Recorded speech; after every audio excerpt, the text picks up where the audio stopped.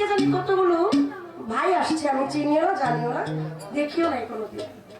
মানে আমি সারা রাত্র মনে হয় এই 1-2 হাজার টাকা পাইছি কিনা সন্দেহ আছে, কিন্তু ওনারা আসার পরে আমি প্রায় 15,000 টাকার মতো বকশিস পেয়েছি।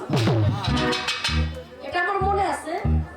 মানে খুব স্মরণীয় যে হঠাৎ করে মানে আমাদের গান শেষ হয়ে যাবে এরকম একটা পর্যায়ে, তারপরে এসে আমাদেরকে বসে কোথেকে আসছে এটা আমি জানি না। তো আমি বাইরে গেলাম, এক ভাই বলতেছে আবার বিচ্ছেদ ধরে ধরলে আমরা উড়াল দিয়ে আসবো। আমি মনে মনে একটু হাসলাম যে মানুষ উড়াল দিতে পারে, কিন্তু এটা আবেগ থেকে আসছে, যে গানের একটা সুর থেকে মানুষ যে ছুটে আসে এটাই প্রমাণ। সেখান থেকে একটা বিচ্ছেদ গান আমার মন থেকে আগে গাই, তারপরে দেখি আমার ভাই তুই বিচ্ছেদ গায়, ওই বিচ্ছেদের দিকে যাইতে পারি কিনা। প্রথম বিচ্ছেদ একটু গোলাপিল্লা বিচ্ছেদে গাইতে হইব, প্রথমে তো আর ধৈর্য বিচ্ছেদ করবে।